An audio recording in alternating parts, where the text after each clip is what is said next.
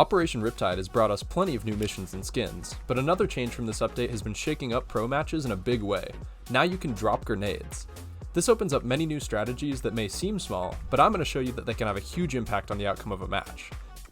I'm Jarrett from Leadify, and today I'm going to walk you through some uses for droppable nades in CSGO. One of the first things that comes to mind when you hear you can drop nades is to just drop all the team's flashes in a pile and have someone launch them in an endless stream over the site that you're rushing. If executed properly, the enemy will never be able to see you while you all flood in. We saw NIP try this at IEM Fall 2021, and it honestly looked a bit comical to see Device just chucking flashes over the roof as his team gets completely mowed down. However, a closer look shows that this was very close to succeeding.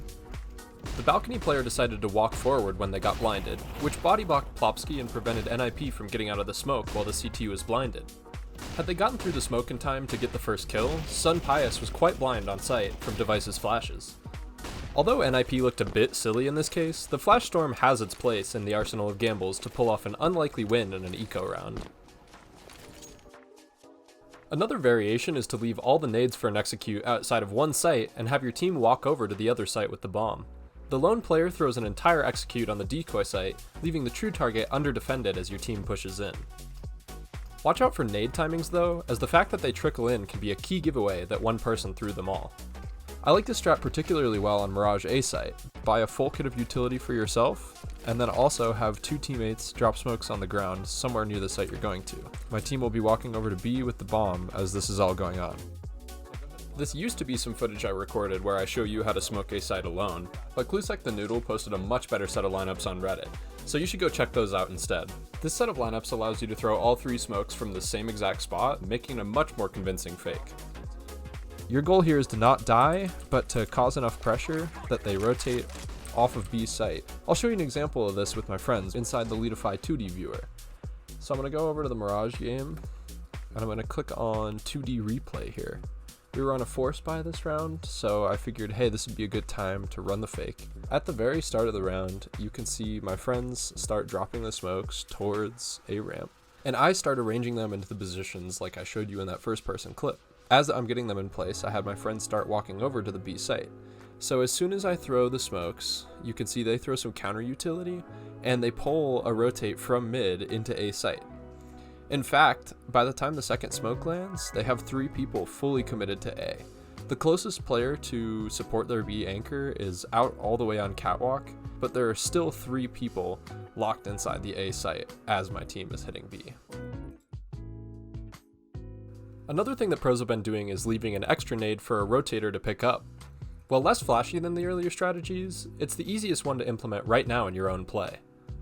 This has a bit of use on every map, but it's easiest to see the value on maps where you can rotate through the spawn. Inferno's an obvious example. You can leave a flash for a teammate to pick up on their way to the other site. This works because you're allowed to buy one of each grenade type and an extra flash in each round. This means that if you buy one of each nade, drop a flash, then buy another one, you now have 5 grenades available for you to use in the round, provided you come back to get the extra at some point. If you carry a grenade forward from a previous round, it will count against your total, so unfortunately you can't save a smoke and buy an extra. Having these extra nades allows you to use some more utility for early map control while ensuring that you have some left over for the retake. You can see this in practice at the IEM Fall 2021 match between OG and FaZe. To cap off an insane 14-5 comeback, OG proved that this dropped utility can swing the tide of a round. The B players were able to use utility at the start of a round to pressure Banana, then using 2 extra HE grenades that were left in spawn, Alexi B and Flames each finished off a FaZe player who was low. This turned a scary 2v3 into a manageable 2v1, ultimately ending in an OG victory. On most maps, it makes sense to just leave the extra nades in spawn, but on Dust 2 you can get even fancier by tossing an extra HE grenade up to catwalk and buying your second flash before heading to long. This gives the cat player 2 chances to inflict massive damage on the enemy team. However, sometimes it's still better to just leave the nade in spawn. This strategy is exceptionally flexible, as shown again by OG. Leaving an HE grenade in the left side of CT spawn opens up a few options. If Alexi B uses his nade early and gets pushed on catwalk, he can drop down, grab the second nade, and throw it at the approaching Ts. Since Alexi knows this escape route is available, he absolutely dunks his first HE on Rawls in lower tons. However, in this round, Alexi keeps control of Catwalk and is able to delay the push. This allows Mantu to rotate in from mid, grab the extra HE, and rack up huge damage on Catwalk. Overpass is my favorite map for dropping retake nades, as everyone can drop their extras behind default box. This allows you to use a full set of utility while playing up at the start of the round, and then go stock back up when you return to site. Here's an example of this, where I flash long 4 times while they're pushing A, keeping the long player at bay and allowing us to only focus on mid. Flashing long. Flashing long. Once I spot their scout player at long, I use 2 flashbangs from behind default, and then I can retrieve 2 more flashbangs to keep the player pinned at long. This is crucial because I know I'm only getting pushed for mid, and my teammate's coming into flank from long at the same time. This allows Croc49 to get an easy kill at long on the player who's been flashbanged for half the round, due to this bonus utility that we put behind the site. If not all of your teammates have a full inventory, you'll just be donating your extra utility to them. Not necessarily a bad thing, but don't be caught off guard when your HE isn't on the ground. Be careful though, as maps like Vertigo offer places for smokes to vanish if you drop them carelessly. This viral clip even shows Astralis losing a smoke during freeze time because it rolled right out of spawn. You can give utility to a low health player to have them support you into a site. Like most things in CS, this is best if you communicate about it. Give me a flash too. Wait for door smoke. Flash as well.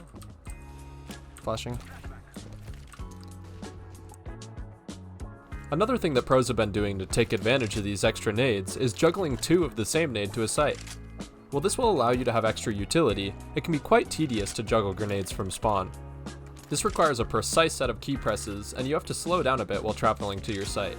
However, I'm optimistic that the community will figure out some clever optimizations to this strategy, so make sure to let us know if you come up with anything. It's much easier to do this on maps with a clear route between the spawn and where you'll be throwing nades from. You can avoid having to juggle at all in some cases if you shoot the nade towards where you'll be playing. And finally, the issue of a teammate not knowing a smoke is solved. Instead of having to try and explain a lineup to somebody, just ask for their smoke and throw it yourself. We're still clearly in the infancy of the strategic evolutions from this update, but one thing's for sure, I can't wait to see how people innovate at the major. If you want to track your utility usage and get feedback on how to improve, make a free account at leadify.com.